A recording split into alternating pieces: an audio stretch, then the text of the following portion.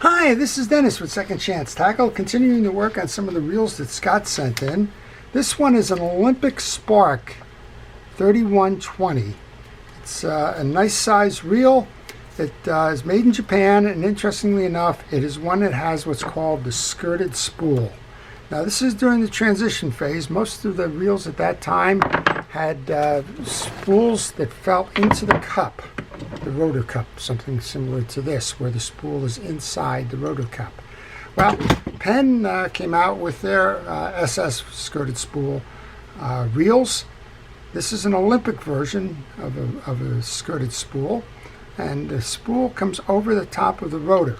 The advantages to that is that the water that comes off of the line when you're reeling in bleeds off the top and outside the case, where that skirted spool, or the lack of the skirted spool, the one that has the one inside the rotor cup, the water drains inside, and well, it can clog the reel with debris and cause other issues. Well, Scott bought this one at a local flea market. It was part of the reels that I had previewed as West Coast Flea Market finds, if you want to see some of the other reels that he found. And he's asked me to tune those up, and we will do that.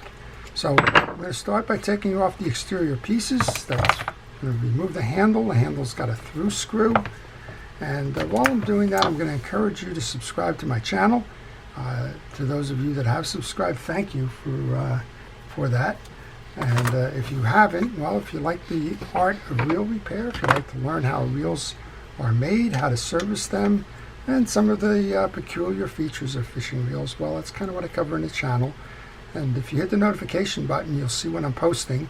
Lately, I've been trying to post every day, so if that's something that interests you, please go ahead and subscribe and hit that notification button. Well, there's 3 screws on the side plate here that hold that on. I'm taking them and I'm putting them into a parts tray. While I'm doing that, I'm keeping those screws together, and I'm also checking to make sure that all of those screws are the same size.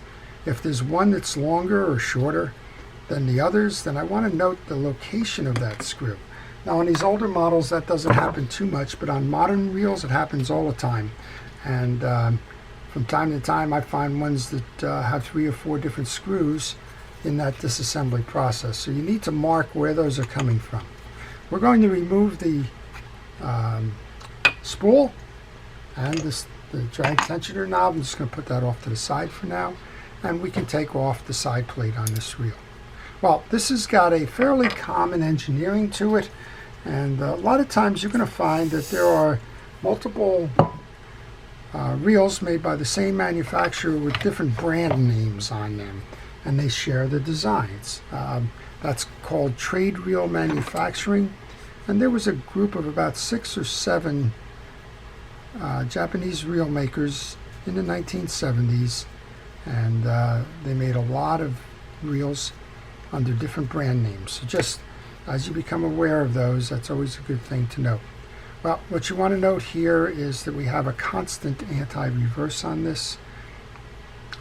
We have a little arm here, and that's going to pull back to set that anti-reverse. Notice that you have the override here, and when you go to set that, the tag on this is going to it's kind of an odd load. It's going to come in like that and over and around. We'll show you that in a little bit, but we're going to get underneath here and we're going to service this right now. There's a lot of things going on in this reel. This is, as I mentioned, it's kind of a standard design, but what I'm going to encourage you to do is take pictures as you remove pieces and parts. The reason for that is you don't trust your mind. They play games on you, and if you trust your mind and have to walk away from a project for a particular reason, come back to it, and then all of a sudden you can't remember, well, gee, which way was it going? The pictures will help as a reference point. Here's a couple of things of note. That rod comes out to release that axle shaft. You can pull that out now. You have the crosswind arm here.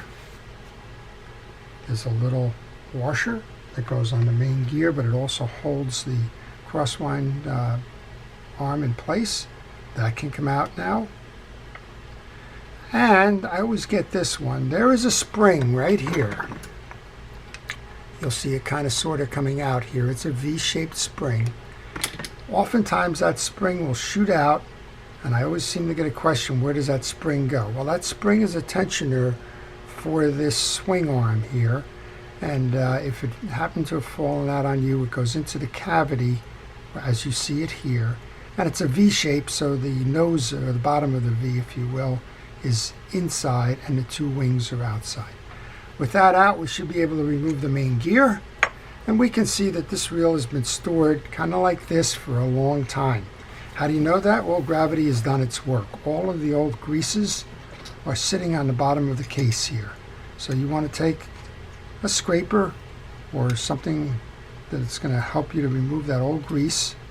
And I'm just going to take it out. We're going to put it right on a paper towel here so it doesn't get on the bottom of my bench. And we're going to get as much of that out as we can without doing too much more. And once you do that, I'm going to take the rotor off, and then I'm going to come back and finish the cleaning on this. So the rotor's got a clip on there. It's a U-shaped clip.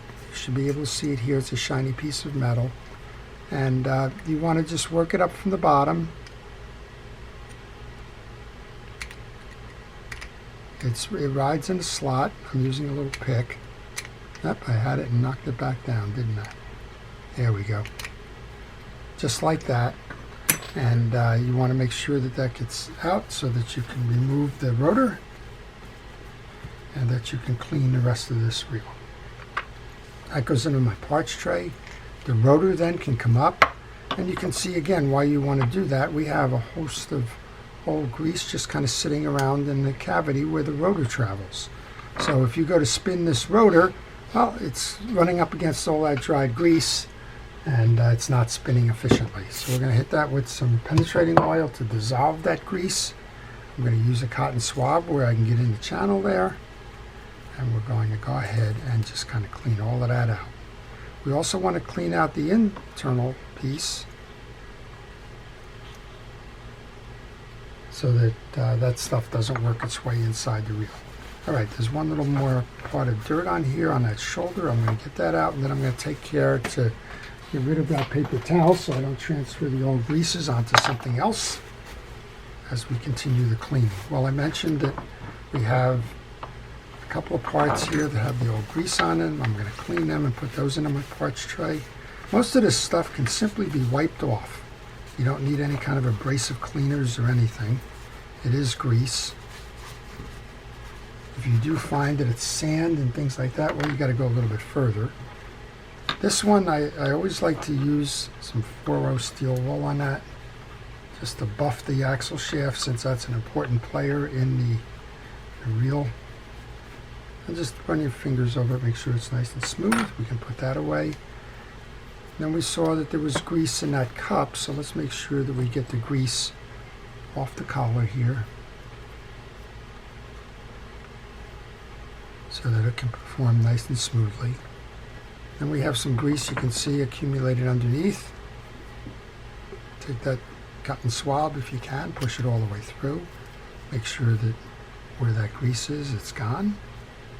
And then I like to just kind of spray quickly again with that penetrating oil. Wipe it. And if you see that there's still some grease remaining in the channel, you can do a couple of different things. You can use a small bladed screwdriver, it's a micro screwdriver, to clear out the cavities of that. And while you're doing that, check the teeth. Make sure that they're not chipped or bent or broken. Now, these are not very expensive components on this. This is what I call pot metal. It's just kind of a amalgamation of stuff, I guess. But these can chip and break. They're not as strong as, say, the brasses or that. So make sure that it's clean, and when it's clean, you can go ahead and put some fresh grease on there. Now I'm using blue grease. It's Penn Precision Reel Grease, for those of you that are interested. And I don't care which fishing reel grease you use, but I do care that you use fishing reel grease. All right, we want to continue to just check up and clean the rest of this cavity here. And again, as you're doing this, be aware there's a spring here. Just work around that spring. You can take it out if you want, but work around it so that you don't shoot it and well, not have it. And those things are difficult to find, speaking from personal experience. So this is called Second Chance Tackle, and I always like to give reels second chances. That's kind of what this is all about. More importantly, it's teaching you how to do it yourself, so that as you get a reel that needs service, you can, well, service it. All right, I'm going to take this arm and I'm going to work that back and forth. I want to make sure that the arm is working smoothly. We're going to go to the main gear then. We'll do the same thing here. There's just some old greases that have accumulated in the slide. Now, it's not going to make a real big difference there, but I've seen reels be off balance because of some stuff in there. So get it all off of there. It doesn't take you any more time to do it. All right, the shaft is clean. As I mentioned, interestingly enough, a lot of this problem with this reel is there's no grease in it, as opposed to too much. But all those teeth are nice and uniform, and that's exactly how you want to see a gear. If you see one that's got a chip in it or something, well, you're probably going to have to replace it. I just got a text message from somebody says that they had a Penn battle reel that they were working on. The crosswind gear got trapped in it. Well, it does because they only have an instant anti-reverse and they don't have the override. And when they got it unstuck, all of a sudden you got a click going on there. And what to do, right? Well, you have to, unfortunately, you have to replace the main gear. Okay, that little clip goes back in now to hold the rotor. You can give that rotor a spin. Perfect. Now, sometimes you're going to get a wobble in these. This one has a little bit of a wobble. It's nothing you can do. There's nothing you can do. That's just the slot where you put this hold fast in, tightening up, and unfortunately, well, that's wear that just can't be easily addressed. All right, when that's done, we're going to grab our axle. Light coat of grease on that. So Olympic made a lot of reels, a lot of nice reels. And if you have the opportunity to purchase one, we'll go right ahead and do that. Whether it's the spinning reels, you may find the dolphin in a saltwater or boat reel, but they're very nice reels. And I think as a kind of a standing recommendation, go ahead and do that because they are fine products. All right, we've put the crosswind arm back in. Now we're going to put that little washer that you see just basically overlaps that top of that arm just a little bit, and that's going to hold that in place. Now, in place, we've got to put that pin back in through that axle shaft, and there's a ridge in the back of the case that it also has to ride in. So you want to center all of those to the best that you can. And the good news is you can kind of look through. And when you only have a little part like that out, then you know you've got it right. And just to check to make sure you've got it right, spin the reel. And then when you have a little bit more room, look and make sure that it is in that slot there. If it's not in the slot, take it out and do it again.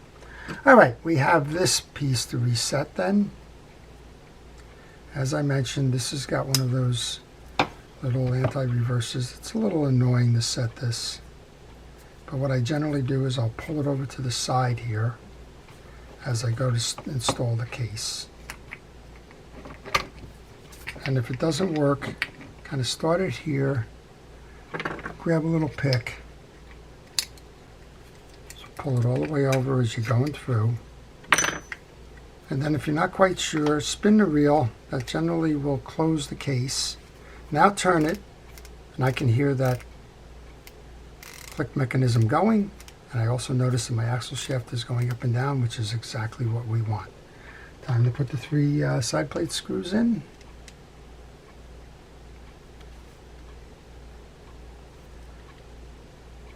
Well, if you're like Scott, if you have a fishing reel that needs some service and you're not up for doing it yourself, maybe you don't have the time, completely understand that.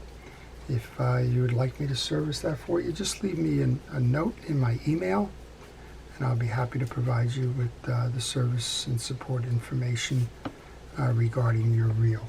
I work on all kinds of reels. This one happens to be a Japanese vintage reel from the 70s, but I work on modern reels. I work on spin fishing reels, ocean reels, trolling reels, low profile bait reels, round bait casters, everything. And that's kind of what you're seeing in the channel. You see what comes into my shop for service. You're sort of looking over my shoulder at the repairs and services that I do. And again, trying to teach you how to do it yourself. All right, well, we're going to just install the handle next. You can put a drop of oil on this handle, right at the sleeve there. And you can also put a little bit into this collar here, which is a screw that adjusts it to collapse the reel or hold it tight. Go ahead and find the seat on the handle, and then we can kind of go ahead and tighten this side down. We'll show you how that so right now we're in collapse mode on that. If you just screw this out, it's going to tighten up against the handle, just like that. And then we'll do the spool, and then we'll give it a final test. So this spool has drag washers that are held in with a little clip. My guess on this one is it probably has felt washers, or it has polyurethane washers. We'll go figure that out in a moment. So you have a main washer, you have a tension washer,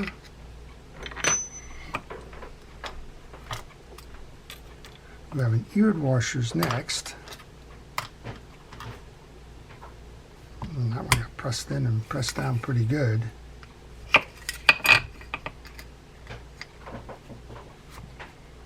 Wow, let me get that out. There we go. And there's your felt washer. Okay, well, felt washers are not bad.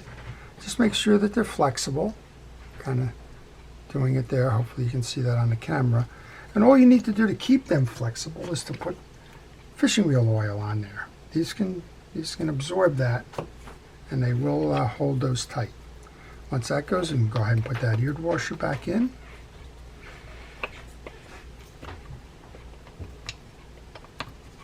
Press that down. Then we have this wavy washer. That's your tension washer. And then we have the top washer here. Then we have the spring. The spring is going to ride in a groove. Be careful with it. It is a spring. And they've been known to shoot, so I like to keep a finger on that spring when I go to put the rest of it back in. And then just check to make sure that it's seated in the grooves as it is. Time to put that back on.